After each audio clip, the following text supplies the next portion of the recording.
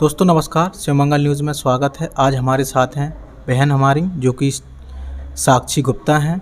इनका जो हाल ही में सिलेक्शन हुआ है एसएससी स्टेनोग्राफर में हुआ है, तो हम इनसे जानकारी लेंगे और बात भी करेंगे। सबसे पहले तो हम सिस्टर को बधाई देते हैं। बहुत बहुत बधाई आपको। बहुत बहुत धन्यवाद। और बहुत मैं खुश हूँ कि मतलब आपने मुझे इस काबिल समझा है। और हाँ, मेरा एमईए में सिलेक्शन हुआ है विदेश मंत्रालय में, जिसमें मेरी अभी 13वीं रैंक आई है। और मतलब जिसका पूरा श्रेय मेरे सर को जाता है, जिन्होंने मुझे मतलब इस काबिल बनाया है और स्टार्टिंग से पूरी उन्होंने ही प्रिपरेशन करवाई है।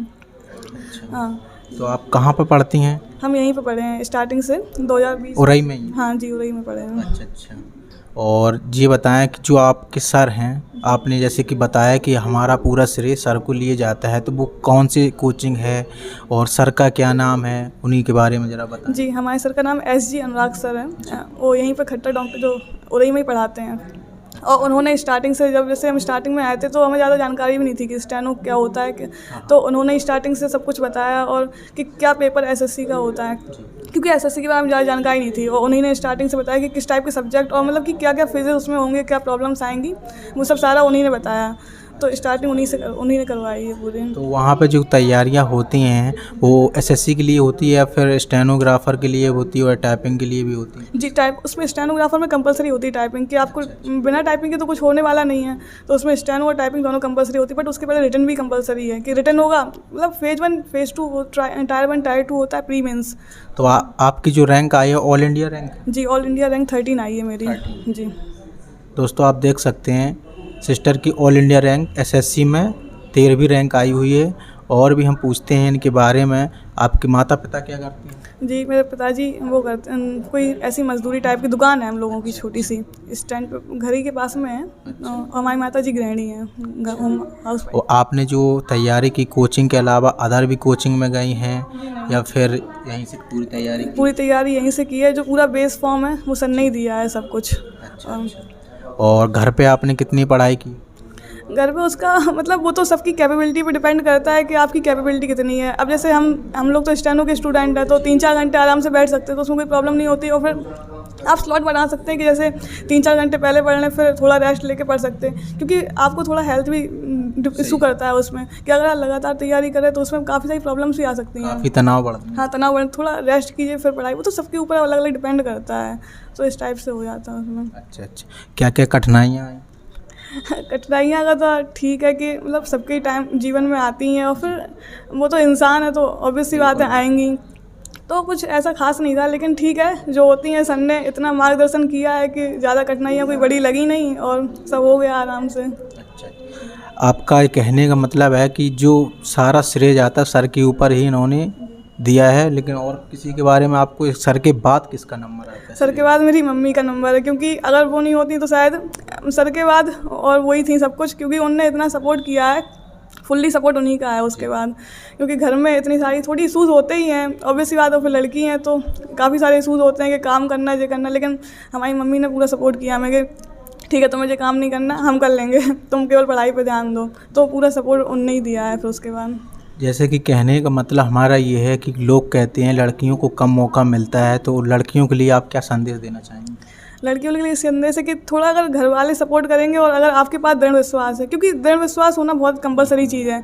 और फिर उसके लिए जैसे कि आपने कोई चीज़ वो चीज़ की है कि हाँ इसको प्राप्त करना है, तो उसके लिए एक कंपलसरी चीज़ होनी चाहिए कि हाँ क्यों प्राप्त करना है, ताकि आप अगर, क्योंकि ये एक मैराथन है, कोई नॉर्मल सी डिस्टेंस नहीं है कि हाँ 1 घंटे पूरी हो जाएगी, इसमें टाइम लगता है। और अगर उस टाइम के लिए आपने 1 आध साल करी, अब नहीं हो रहा मेरे से, ये नहीं हो रहा, तो उसके लिए एक थोड़ा वैसा दृढ़ विश्वास होना चाहिए कि हाँ क्यों नहीं हो रहा, हमने इसके लिए किया है तो हो जाना चाहिए इसमें, तो वो भी होना चाहिए आपके पास में। और लड़की हो या लड़का, कोई भी डजेंट मैटर कि आप ये हैं तो ये नहीं कर पाएंगे, क्योंकि माइंड तो सभी के पास एक जैसा ही है ना।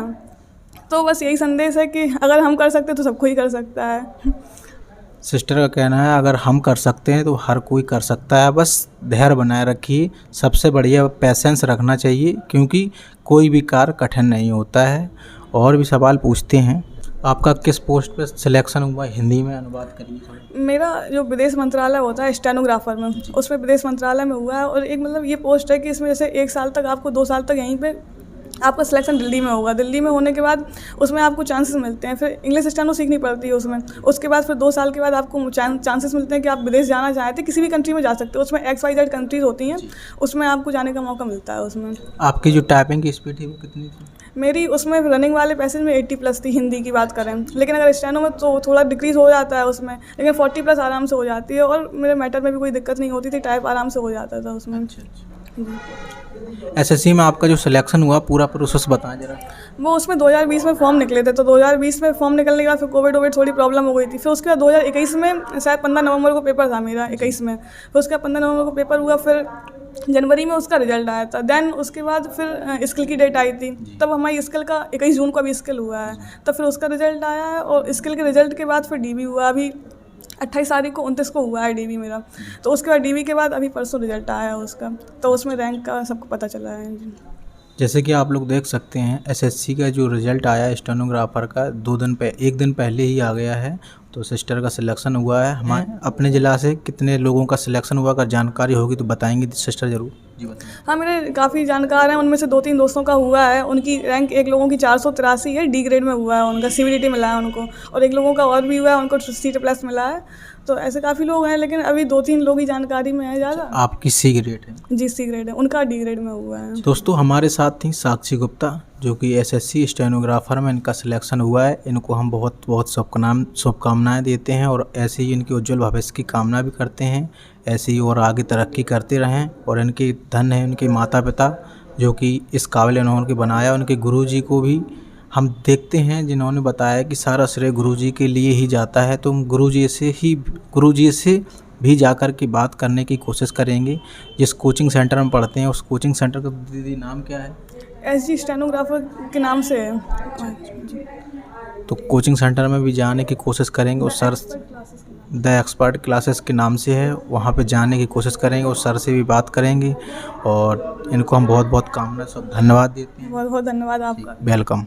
सिस्टर से एक हमारा क्वेश्चन और है, जो लोग अपने लोकल के हैं, लोकल से बाहर जाते हैं, कोई दिल्ली जाता है, कोई कानपुर जाता है, कोई अन्य जगह शहरों में जाता है पढ़ाई करने के लिए, उनके लिए क्या संदेश देना चाहेंगे? हाँ, ऐसे काफ़ी लोग भी हैं और मेरे से भी एक सवाल काफ़ी टाइम पहले लोगों ने किया था कि अरे उरई में कैसे तैयारी हो सकती है। तो उन लोगों के लिए संदेश है कि आप कहीं पे भी, डजंट मैटर कि उरई से या किसी छोटे से कस्बे गाँव से हैं, ये नहीं कर सकते तैयारी। क्योंकि आजकल इतने साधन भी है, यूट्यूब भी है, सब कुछ इतना ज़माना इतना मोटिवेट हो चुका है कि उसमें आप कहीं भी तैयारी कर सकते हैं बैठ के। बस आपके ऊपर वही मैंने बोला ना कि दृढ़ विश्वास होना चाहिए। ये ज़रूरी नहीं है कि आप कहीं बाहर जा रहे हैं, कानपुर जा रहे हैं, दिल्ली जा रहे हैं, कहीं पे भी जा रहे हैं, कहीं पे भी तैयारी की जा सकती है। बस आपके गुरु और आपकी लगन दोनों की अगर अच्छी सही सोच है और सही दिशा में अगर आप लोग जा रहे हैं तो डेफिनेटली कुछ भी हो सकता है। ठीक, जैसे कि सिस्टर ने बताया है, आपके पास दृढ़ विश्वास है और थोड़ा पेशेंस रखना और पढ़ाई में अपना ध्यान रखना। और कठिनाइयाँ कितनी भी आएँ, लेकिन मुसीबत पीछा तो नहीं छोड़ती है, लेकिन उसमें अपनी लगन से लगे रहना चाहिए और आपको सफलता एक ना एक दिन ज़रूर मिलेगी। तो ठीक है, इनके लिए हम भविष्य की कामनाएं करते हैं और आगे ऐसे ही प्रोग्रेस करती रहें बहन जी। धन्यवाद। धन्यवाद।